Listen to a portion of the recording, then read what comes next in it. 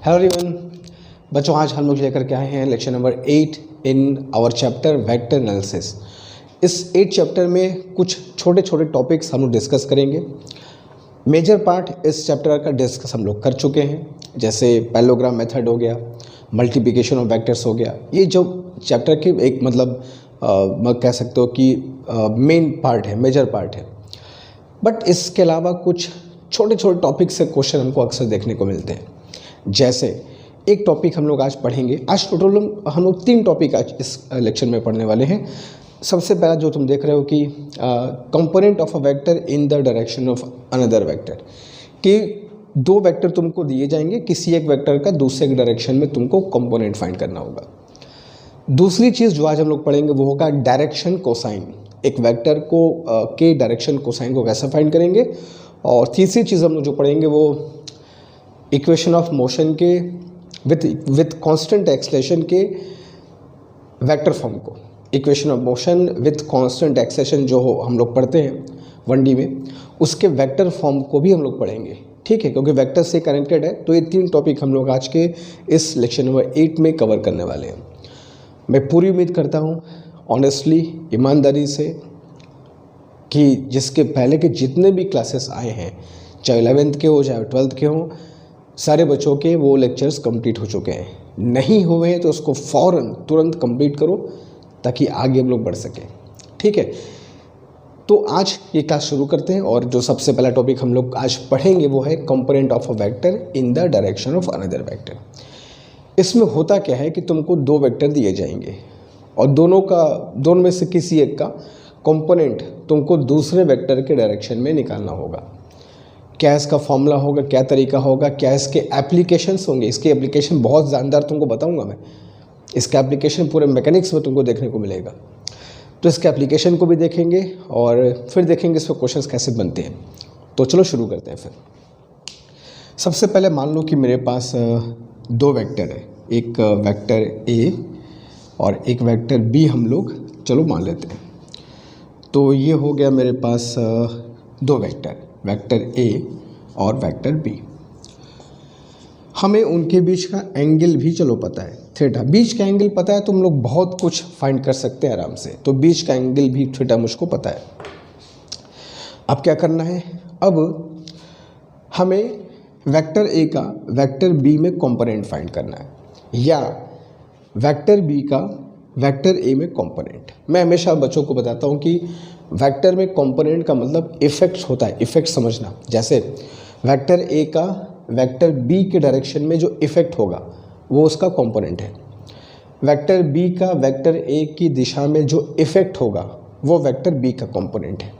तो कंपोनेंट को कुछ इस तरीके से समझना कि वो किसी वेक्टर का किसी गिवन डायरेक्शन में उसका इफेक्ट होता है, कि वो कितना इफेक्टिव है उस दिशा में, कितना इफेक्टिव है इस दिशा में। तो उसके इफेक्ट को हम फाइंड करते हैं जब हम कंपोनेंट फाइंड करते हैं। तो अब ये चलो इसको पहले लिख के तो देखा, तो हम लोग कैसे इसको लिखेंगे पहले। जैसे फॉर एग्जांपल मुझको लिखना है कि मुझको अगर लिखना है component of vector A along vector B, तो चलो इसको मैं लिखता हूँ ऐसे, ए बी। समझ जाएंगे, ए का कंपोनेंट बी के अलोंग फाइंड करना है, या फाइंड करना है component of vector be in the direction of vector A. तो चलो इसको हम लोग बी ए करके लिखेंगे, ए बी और बी ए, समझ जाना। अब इसको फाइंड कैसे करते हैं, हम लोग फॉर्मूला एक का ही निकालेंगे, दूसरा फॉर्मूला उसको देख करके हम लोग डिड्यूस कर लेंगे। जैसे मुझे कंपोनेंट ऑफ वेक्टर ए निकालना है वेक्टर बी के डायरेक्शन में। Forget about formula. कंपोनेंट का मतलब क्या होता है, किसी भी वेक्टर का किसी भी डायरेक्शन में कंपोनेंट का मतलब क्या होता है। जैसे अब मुझे वेक्टर ए का कंपोनेंट बी में फाइंड करना है, तो हम इसके तरीका क्या इख्तियार करते हैं। तरीका ये होता है कि वेक्टर ए से एक परपेंडिकुलर वेक्टर बी के ऊपर हम लोग ड्रॉप कर देते हैं। क्लियर है, वेक्टर ए से वेक्टर बी के ऊपर एक हमने परपेंडिकुलर ड्रॉप कर दिया। तो ये परपेंडिकुलर जो इतना हिस्सा कटा देख रहे हो ना, ये जो इतना हिस्सा मिला हमको, यही हिस्सा वेक्टर ए का वेक्टर बी की दिशा में कंपोनेंट होता है। ठीक है, ये हिस्सा यही वेक्टर ए का वेक्टर बी के डायरेक्शन में कंपोनेंट है। इतना बेसिक सी बात मेरे ख्याल से सारे बच्चे जानते भी होंगे कि किसी वेक्टर का किसी गिवन डायरेक्शन में कंपोनेंट कैसे फाइंड करते हैं। सिमिलरली अगर मुझको बी का कंपोनेंट फाइंड करना है ए के डायरेक्शन में, तो बी से परपेंडिकुलर ड्रॉप करेंगे ए के ऊपर, तो जो हिस्सा मिलेगा उसको प्रोजेक्शन भी कह सकते हो। इस चीज़ को हम लोग प्रोजेक्शन भी कह सकते हैं कि वेक्टर ए का वेक्टर बी की दिशा में क्या प्रोजेक्शन है। ठीक है, मैथमेटिक्स में इसको प्रोजेक्शन भी कह के पुकारा जाता है।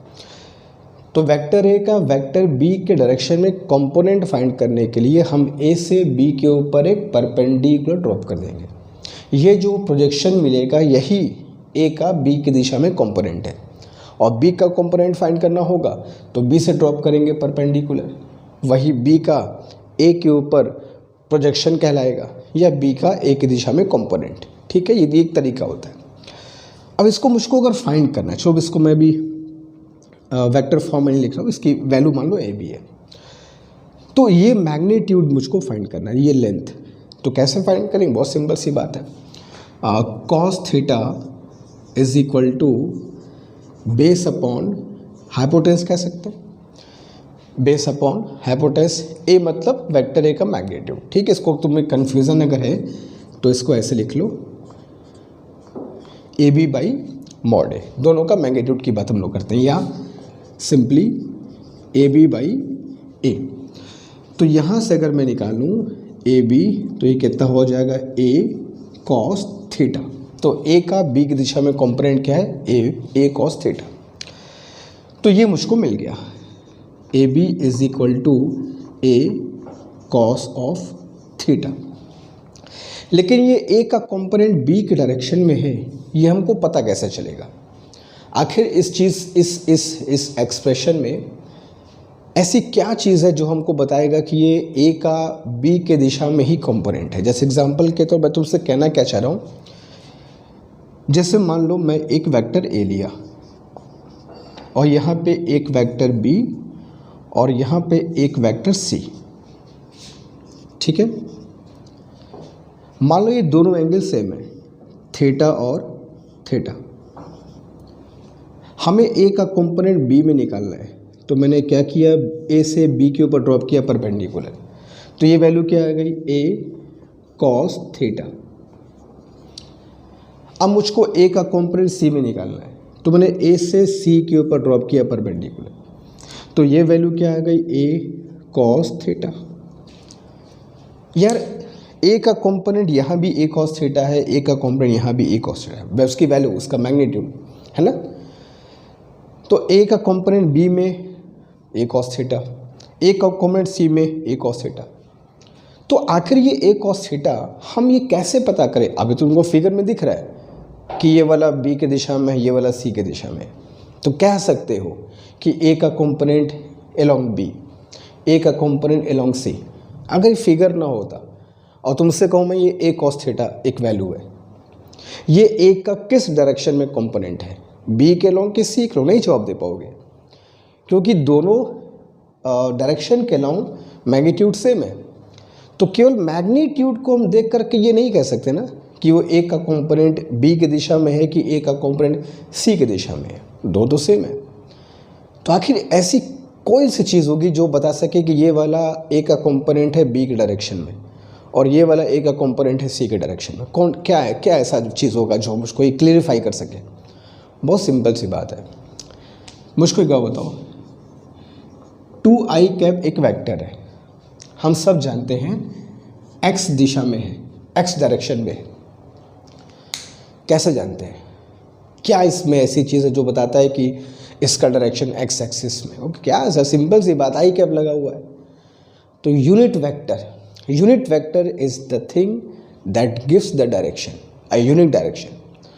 तो ये ए का कंपोनेंट बी के डायरेक्शन में है, ये देखने वाले को पता कैसे चलेगा, जब यहाँ पर तुम बी कैप चिपका दोगे। तो अब कहोगे ए का कंपोनेंट वेक्टर बी के लॉ। उसी तरीके से अगर ये ए का कंपोनेंट सी के डायरेक्शन में है तो सी जैसी दिशा देने के लिए यहाँ पे सी कैप जोड़ दोगे। तो अभी ये जो ए का कंपोनेंट है बी के long, that is a cos theta, ये अभी भी बहुत सही से क्लियर नहीं है, क्योंकि इसमें हमने केवल मैग्नीट्यूड बता रखा है, डायरेक्शन नहीं। हमें कैसे पता चलेगा कि ये, किसी को कैसे पता चलेगा कि ये का कंपोनेंट बी के लॉन्ग है? यहाँ तो ठीक है, दिखा दिया, क्लियर हो गया।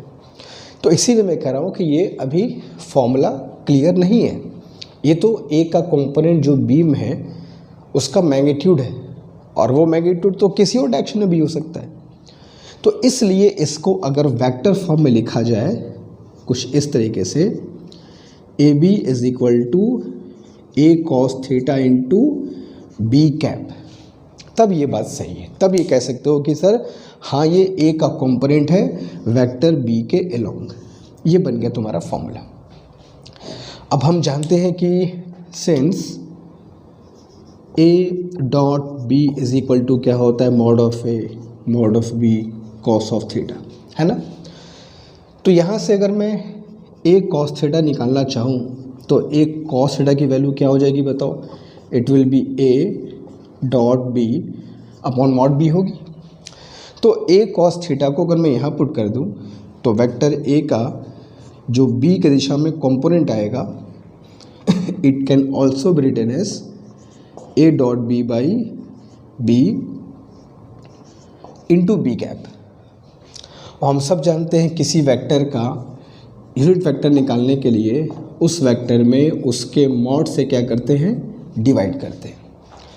तो A cap is equal to vector A by mod A होता है। तो बी कैप को मुझको लिखना हुआ तो ऐसे लिख सकता हूँ मैं, A dot B upon B into vector B by mod B, ऐसे बोल सकता हूँ मैं। अब ये मॉड बी को साथ में कर लूँ तो वेक्टर ए का बी की दिशा में जो कंपोनेंट आएगा उसका फॉर्मूला क्या होगा, A dot B divided by mod B का स्क्वायर इंटू वेक्टर बी। ये हो गया तुम्हारा ए का बी में कंपोनेंट का एक और फॉर्मूला। इस फॉर्मूले को भी यूज़ कर सकते हैं हम लोग। अगर वेक्टर आई कैप जे कैप के कैप के फॉर्म में है तो डॉट प्रोडक्ट निकाल करके वेक्टर बी का मैग्नीट्यूड निकाल करके वेक्टर बी से मल्टीप्लाई कर देना है। ये एंगल पता है, सीधे इस फॉर्मूले को यूज़ कर सकते हो, ठीक है। अब ये ए का कंपोनेंट बी के लॉन्ग है, ए का कंपोनेंट बी के लॉन्ग। इस फॉर्मूले को देखते हुए क्या हम लोग इसका कॉन्ट्ररी फाइंड कर सकते हैं कि बी का कंपोनेंट ए के लॉन्ग फाइंड कर सकते हैं? बस ए और बी को इंटरचेंज कर दो। तो सिमिलरली अगर मुझको फाइंड करना हुआ बी का कंपोनेंट ए के लॉन्ग तो क्या फॉर्मूला होगा, A dot B as it is divide by A square into vector A. तो ये हो गया तुम्हारा फॉर्मूला बी का कंपोनेंट ए के डायरेक्शन में। आप कहोगे सर कितना बड़ा फॉर्मूला कैसे याद करना है? याद करने का टेक्निक बता दे रहा हूँ। चाहे ए का कंपोनेंट बी में हो चाहे बी का ए में हो, ए डॉट बी दोनों में होगा, और नीचे जो हो वही नीचे भी होगा। ए का कंपोनेंट बी के लॉन्ग है तो बी स्क्वायर और उसी वेक्टर से मल्टीप्लाई, बी का कंपोनेंट ए के लॉन्ग है तो नीचे ए स्क्वायर और उसी वेक्टर से मल्टीप्लाई, और ए डॉट बी तो होना ही है। तो ध्यान से फॉर्मूले को अगर देखोगे तो खुद समझ जाओगे कि कहाँ पर ए है कहाँ पर बी है।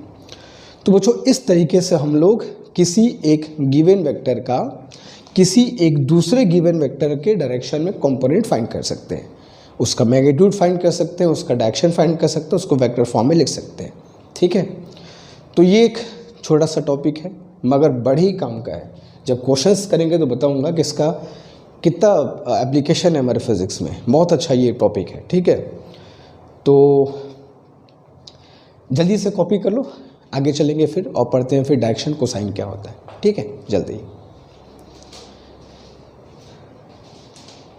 अच्छा यहाँ बच्चों आगे बढ़ने से पहले एक चीज़ और मैं छोटा सा कॉन्सेप्ट बता दूँ। अब पूरी इतनी बात हुई है तो उस कॉन्सेप्ट को भी देख लो, बहुत अच्छा कॉन्सेप्ट है, बहुत जगह हमको यूज़ होगा और जो कि बच्चों को नहीं पता तो अब वो चीज़ों को रटना शुरू कर देते हैं। इससे रटना नहीं, समझना है। जैसे अगर मैं इस तरीके से बात करूं कि किसी वेक्टर का किसी डायरेक्शन में कंपोनेंट अगर फाइंड करना होता है तो हम क्या करते हैं, उस वेक्टर से उस वेक्टर के डायरेक्शन में एक परपेंडिकुलर ड्रॉप कर देते हैं ऐसे, ठीक है। और यही परपेंडिकुलर ही कंपोनेंट को बताता है, दिस इज़ द कंपोनेंट, ठीक है। ये हमारा एक डेफिनेशन है कंपोनेंट फाइंड करने का। अब ये वैल्यू कितनी होगी, ये सब एंगल पे डिपेंड करेगा, कितना एंगल ए और बी के बीच में। इन केस मान लो अगर ये एंगल को 90 डिग्री में कर दूँ, मान लो कि ए इस बी से परपेंडिकुलर है कुछ इस तरीके से, फाइन। अब बात को समझना, अब कॉन्सेप्चुअल बात शुरू हो रही है। अब मैं तुमसे पूछूं कि ए का कंपोनेंट बी में फाइंड करके दिखाओ, इस तरीके से ड्रॉप करके परपेंडिकुलर। तो यार ए तो खुद परपेंडिकुलर है, तो ए के द्वारा जब बी पर तुम ड्रॉप करोगे परपेंडिकुलर, तो वो तो ए का परपेंडिकुलर यहीं पे गिर जाएगा ना।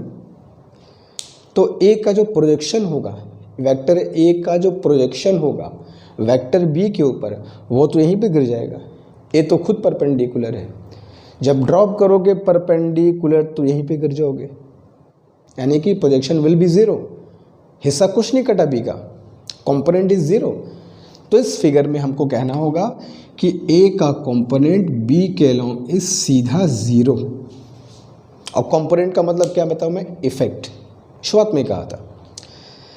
इसका मतलब ये हुआ कि वेक्टर ए का वेक्टर बी के डायरेक्शन में इफेक्ट ज़ीरो है।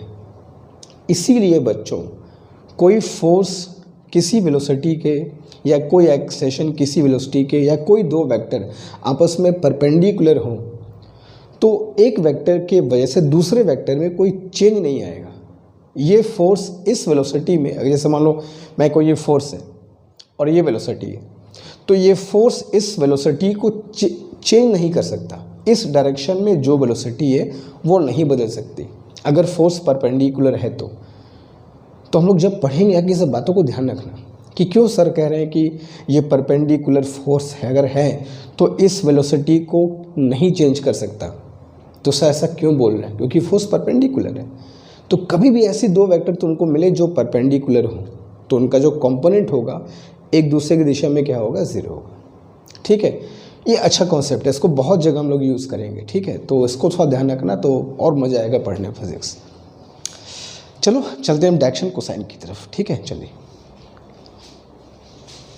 जो दूसरा टॉपिक आज हम लोग को डिस्कस करना था इस लेक्चर में वो था बच्चों direction cosine of a vector. अगर कोई वेक्टर हमें दिया हुआ है और एक्स वाई जेड एक्सिस में हमें अगर वेक्टर को रिप्रेजेंट किया हुआ है या हमको खुद करना है तो वहाँ डायरेक्शन कोसाइन हमें फाइंड करना होता है।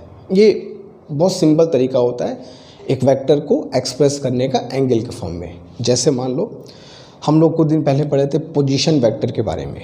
जैसे मान लो ये ओरिजिन है, अब यहाँ से किसी पॉइंट का जो पोजीशन वेक्टर है मान लो कुछ इस तरीके से ये एक वेक्टर है और वेक्टर नाम दिया, चलो मैंने इस पॉइंट को दिया नाम O और ये हो गया P।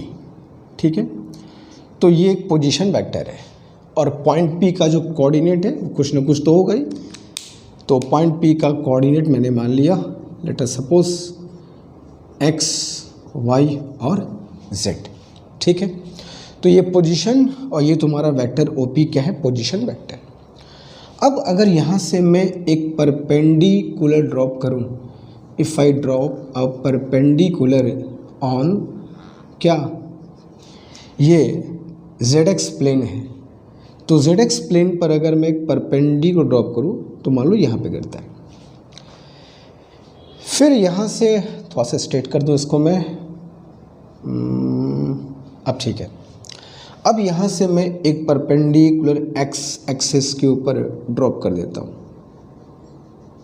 ठीक है, और फिर यहाँ से एक परपेंडिकुलर में ड्रॉप करता हूँ ऑन z एक्सिस, थोड़ा बढ़िया से, ताकि फिगर अच्छा बनेगा तो अच्छे से बात समझ में आएगी, कुछ इस तरीके से। ठीक है,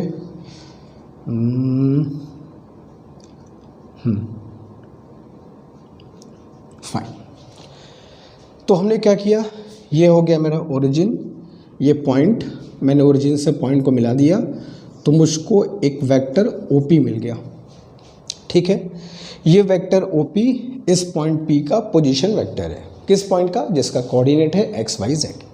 अब मैं यहाँ से एक परपेंडिकुलर ड्रॉप करूँ तो ये मान लो मुझको मिलता है Q पर। फिर यहाँ से ड्रॉप किया परपेंडिकुलर, मान लो मिल गया A पर। यहाँ से ड्रॉप किया मान लो मिल गया बच्चा B पर। ये जो डिस्टेंस है एक्स एक्सिस के लॉन्ग वही तो एक्स है जो यहाँ पे लिखा है, ये जो डिस्टेंस है जेड एक्सिस के लॉन्ग वही तो जेड है जो यहाँ पे लिखा है, और ये जो डिस्टेंस है वाई एक्सिस के लॉन्ग वही तो वाई है जो यहाँ पे लिखा है। तो कोऑर्डिनेट को ऐसे लिखते हैं, लोग ऐसा पहले पढ़ भी चुके हैं। अब ये जो वेक्टर है ओपी पोजीशन वेक्टर, अगर तुमको मैं फिगर से दिखाऊं, जैसे मान लो ये 3 एक्सिस है और ये हमारा एक वेक्टर है ऐसे, ठीक है। तो ये वेक्टर जो है तीनों एक्सिस से जो एंगल बनाएगा वो मान लो मुझको चेक करना है कुछ इस तरीके से। फाइन, चलो ये है, ठीक है। ये एक्स एक्सिस, ये वाई, ये जेड। ये वेक्टर ए या ओ पी जो भी है एक्स एक्सिस से कुछ एंगल बनाएगा, वाई एक्सिस से कुछ एंगल बनाएगा और जेड एक्सिस से भी कुछ एंगल, देख लो बनाएगा ऐसे 3D स्पेस है ना। एक्स एक्सिस से एंगल बनाएगा, इसको अल्फा मान लिया, वाई से जो बनाया उसको बीटा मान लिया, और जेड एक्सिस से जो एंगल बनेगा उसको मैंने गामा मान लिया, ठीक है। तो ये वेक्टर स्पेस में ऐसे है और ये वेक्टर तीनों एक्सिस से बालक कुछ एंगल बना रहा है, ठीक है। इस तरीके से बात को समझना, एक्स एक्सिस से अल्फ़ा, वाई एक्सिस से बीटा और ये जेड एक्सिस से गामा, देख रहा है ऐसे, ठीक है, क्लियर है। Alpha, beta and this is gamma, ये वेक्टर स्पेस में से आ रहा है और ये 3 एक्सिस तुम्हारे हैं, that is X Y Z. तो तीनों एंगल का हमको कॉस फाइंड करना है। जैसे फॉर एग्जांपल ये एक्स एक्सिस से बनाया एंगल अल्फ़ा, वाई एक्सिस से बनाया एंगल बीटा और जेड एक्सिस से बनाया एंगल गामा। तो इनका जब हम लोग कॉस लेते हैं, इन एंगल्स को नहीं, इन एंगल का जब कॉस लोगे तो उसको ही बोलते हैं वेक्टर का डायरेक्शन कोसाइन। जैसे कॉस अल्फ़ा मैंने निकालना है जिसको हम लोग एल से डिनोट करते हैं जनरली, तो cos alpha is equal to vector OP, ऐसे कह सकते हो, X upon mod of vector OP. X axis के लॉन्ग जो उसका डिस्टेंस है और ओपी का मॉड वो कॉस अल्फा के बराबर होगा। सिंपल अगर चेक भी करना हो तो वही फॉर्मूला लगाओगे, बेस अपॉन हाइपोटेनस, उसी फॉर्मूले से निकलेगा ये। तो x इज x और OP is square root of X square plus Y square plus Z square. Similarly दूसरा डायरेक्शन क्वेश्चन होता है बेटा कॉस बीटा, जिसको m से डिनोट करते हैं। तो cos beta is equal to y by mod of vector OP। तो y तो y है और मॉड ऑफ वेक्टर OP क्या हो जाएगा, that is X square plus Y square plus Z square. Similarly अगर मुझको फाइंड करना है कॉस गामा, तो कॉस गामा को एंड से डिनोट किया and that is Z by vector OP, और जेड इज जेड और वेक्टर OP क्या हो गया, square root of X square plus Y square plus Z square. तो इस तरीके से हम लोग डायरेक्शन कोसाइन फाइंड कर सकते हैं, ठीक है। Cos alpha, cos beta, cos gamma, इनमें एक रिलेशन भी है। अगर मैं इन तीनों को cos square alpha plus cos square beta plus cos square gamma, अगर मैं इन तीनों को स्क्वायर करके ऐड कर दूं तो यहाँ क्या होगा, X square by X square plus Y square plus Z square, इस सब का स्क्वायर करना है। इधर क्या हो जाएगा, Y square by X square plus Y square plus Z square, और लास्ट में क्या होगा, Z square by X square plus Y square plus Z square, और अल्टीमेटली इसकी वैल्यू कितना आ जाएगी बालक, 1, ठीक है। तो cos square alpha plus cos square beta plus cos square gamma की वैल्यू 1 होती है। ये इनका आपस का रिलेशन है, ठीक है। तो ये होता है direction cosine of a given vector, और ये इसका फॉर्मूला होता है, और इस तरीके से इसको हम लोग फाइंड करेंगे, ठीक है। कभी कभी ये फॉर्मूले एंगल निकालने बड़े काम के आते हैं, और अगर हम चाहें तो इन एंगल्स के फॉर्म में वेक्टर को रिप्रेजेंट कर सकते हैं, ठीक है। तो इससे भी कॉपी कर लो, अच्छा फॉर्मूला है, बहुत जगह इसका यूज़ देखने को मिलता है, क्वेश्चन एग्जाम में कभी कभी आते भी हैं। तो फिर हम लोग equation of motion with constant acceleration के वेक्टर को फॉर्म को पढ़ लेते हैं। ठीक है, जल्दी कर लो इसको। तो आज के क्लास में जो तीसरा टॉपिक मैं तुमको बताने वाला था वो था कि equations of motion with constant acceleration, जो कि काइनेमेटिक्स में हम लोग बहुत डिटेल में पढ़ने वाले हैं। इस इक्वेशन ऑफ मोशन को विथ कांस्टेंट एक्सेलेरेशन को अगर वेक्टर फॉर्म में हमें सॉल्व करना हो किसी क्वेश्चन को, या फिर वेक्टर फॉर्म में कब उसको वेक्टर फॉर्म में यूज़ करना होगा, या हमें कैसे इसको यूज़ करें, क्या उसका फॉर्मूला होगा, उसको थोड़ा समझ लेते हैं। जैसे एग्जांपल के तौर पे ये कोई पार्टिकल है, ये इसकी है इनिशियल वेलोसिटी, तुमको वेक्टर फॉर्म में दिया रहेगा ये, और ये एक एक्सेलरेशन है, ठीक है, जो उसकी वेलोसिटी से थीटा एंगल पे जा रहा है, और ये भी वेक्टर फॉर्म में तुमको दिया हुआ है, और ये एक्सेलेरेशन की जो वैल्यू है वो कांस्टेंट होनी चाहिए। ये मस्ट कंडीशन है, पहली बात समझना, ठीक है। तो equation of motion with constant acceleration को वेक्टर फॉर्म में हम सॉल्व कैसे करेंगे, तो उसका बहुत सिंपल तरीका होता है, v is equal to u plus a t. v u a ये सब वेक्टर फॉर्म में यूज़ करना है, डायरेक्शन के हिसाब से उसको ऐड करना होगा। वेक्टर फॉर्म मतलब क्या कि ये दोनों पार्ट को हमको वेक्टरली ऐड करना है, दैट्स इट। u किस डायरेक्शन में जा रहा है, a किस डायरेक्शन में जा रहा है, उस डायरेक्शन के हिसाब से जो वेक्टर का एडिशन रूल पढ़े हो, पैरेललोग्राम मेथड पढ़े हो, वैसे इसको ऐड करना है, ठीक है। बस यही वेक्टर मेथड है, यही वेक्टर का इक्वेशन, उसको ऐसे ही सॉल्व करना है। ऐसा कोई सर सॉल्व कैसे करना है कि वही तो इक्वेशन है जो हम लोग पढ़े, v is equal to u plus a t. अब एरो लगाइए, क्या फ़र्क, बहुत फ़र्क पड़ा। एरो लगाने का मतलब बच्चा कि ये दोनों हिस्से वेक्टरली ऐड होने वाले हैं। अगर इनके बीच का एंगल पता होगा तभी इनको तुम सॉल्व कर पाओगे, अदरवाइज़ नहीं कर पाओगे। अनलेस दोनों सेम डायरेक्शन में हो तो बात ही अलग है। तो वेक्टर फॉर्म में कहने का मतलब बच्चा कि इनको जब ऐड करोगे तो वेक्टरली ऐड करोगे। इनके बीच एंगल फॉर एग्जांपल 60 डिग्री है, तो 60 डिग्री रिजल्टेंट जो निकालते हो √a² plus b² plus 2ab cos theta, वैसे निकालोगे तब you will get the final velocity. तो उसके मतलब को समझो। s is equal to ut plus half at², ठीक है, ये भी वेक्टर फॉर्म में ऐड होगा। u का डायरेक्शन जो दिया हो हमको, a का डायरेक्शन जो दिया हो हमको, उसके हिसाब से या i कैप j कैप के फॉर्म में दे सकता है, या एंगल बीच का दे सकता है, जैसे भी दिया हो उसके हिसाब से वेक्टर एडिशन है ये, यही वेक्टर फॉर्म है। इसको ठीक वैसे मत समझना कि सर सब कुछ तो वही है, बस एरो लगा दिया। एरो बस नहीं है, एरो लगना मतलब कि बात बदल गई है, वेक्टर एडिशन है ये। Similarly v² is equal to u² plus 2a.s, ठीक है। तो बच्चों ये तीन इक्वेशन तुम्हारे हैं जिनको हम लोग कहते हैं कि ये वेक्टर फॉर्म है। इन केस अगर मान लो ये एक्सेलेरेशन और वेलोसिटी सेम डायरेक्शन में हो जाते हैं, तो सेम डायरेक्शन में वेक्टर को सीधे ऐड कर दिया जाता है, तब इस इक्वेशन तुम्हारे बन जाते हैं v is equal to u plus a t, s is equal to ut plus half at², और v² is equal to u² plus 2s। तो अगर ये सेम डायरेक्शन में होंगे, एंगल 0 डिग्री बनेगा, तो वेक्टर फॉर्म अगर लगाओगे भी यही चीज़ तुमको मिल जाएगी। तो जो हम लोग ज़्यादा यूज टू हैं जिस इक्वेशन के, वो ये फॉर्म होता है, इस कलर फॉर्म।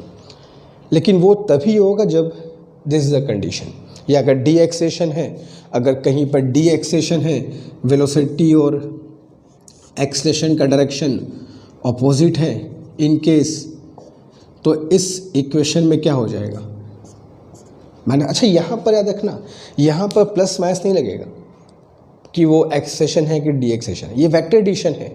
अगर डायरेक्शन अपोजिट होगा तो वो अपने आप इक्वेशन में बैलेंस कर लेगा, 0 डिग्री 90 डिग्री 180 कोई बैलेंस कर लेगा। तो एक्सेलेरेशन डी एक्सेलेरेशन का बात यहाँ पर तो हो सकता है, लेकिन वेक्टर फॉर्म में जब लिख रहे हो तो वहाँ पर एक्सेलेरेशन है कि डी एक्सेलेरेशन बिकम्स इमैटेरियल, क्योंकि जब तुम उसको वेक्टर फॉर्म में लिखोगे, वेक्टर फॉर्म में ऐड करोगे, तो वो ऑटोमेटिकली अपना सेम डायरेक्शन है कि अपोजिट है कि परपेंडिकुलर है, वो इस इक्वेशन में ही एडजस्ट कर लेता है। तो वेक्टर फॉर्म में हमें माइनस वगैरह की आवश्यकता नहीं है, सिर्फ वेक्टर फॉर्म में ऐड करो, सब कुछ आंसर तुमको मिल जाएगा। हम लोग जो फॉर्म ज़्यादा जानते हैं, ज़्यादा जिसके हम यूज टू हैं, वो फॉर्म ये होता है। तो तुमको समझना होगा कि इस फॉर्म से ये फॉर्म कैसे मिला। अरे भाई सेम डायरेक्शन में होगा, एंगल 0 हो जाएगा, ये इक्वेशन अपने आप प्लस वाले में आ जाएगा। अपोजिट होगा, एंगल दोनों का 180 होगा, वेक्टर फॉर्म अपने आप तुमको नेगेटिव एक्सप्रेशन दे देगा फॉर्मूले में। तो ये वेक्टर फॉर्म हमको अच्छे से समझना चाहिए कि ये vector form equations of motion का होता है, जिसको हमको यूज़ करना है। ठीक है, तो इस पर भी कभी कभी एग्जाम में क्वेश्चन देखने को मिलते हैं, करेंगे, समझेंगे तो अच्छे से कॉन्सेप्ट क्लियर होगा। ठीक है, तो ये हो गया बच्चों हमारा vector form of equation of motion. तो आज की क्लास थोड़ी छोटी सी थी, क्योंकि तुम जानते हो मैं हर एक चीज़ को थोड़ा सा सिस्टमेटिक पढ़ाने में विश्वास रखता हूँ। एकदम झोर करके सब चीज़ एक क्लास में देना मेरी फितरत नहीं है। भले उसके 10 क्लास बन जाए, मगर हर टॉपिक को अच्छे से अलग से समझते चल, ताकि यहाँ पर बैठे उसका मतलब, उसका सिग्निफिकेंस, उसका यूज़, उसका कॉन्सेप्ट। ठीक है, फाइन। तो आज की क्लास में जो 3 कॉन्सेप्ट मुझको पढ़ाए थे, एक वेक्टर का किसी वेक्टर में कंपोनेंट, डायरेक्शन, कोसाइन और ये वेक्टर फॉर्म को समझा। ये ब्रीफ टॉपिक थे, बहुत इसमें हमको परेशान नहीं होना, बस खूब धड़ल्ले से बस क्वेश्चन सॉल्व करना है, बाकी सब काम हो जाएगा। तो मिलेंगे बच्चों अब नेक्स्ट क्लास में, जहाँ पर हम लोग ढेर सारे क्वेश्चंस करेंगे मल्टीप्लिकेशन ऑफ वेक्टर्स पे, इन टॉपिक से, और भी ढेर सारे मिसलेनियस क्वेश्चंस हमको करने होंगे आगे आने वाले कुछ लेक्चर्स में। तो मिलते हैं इस क्लास में। Thank you so much.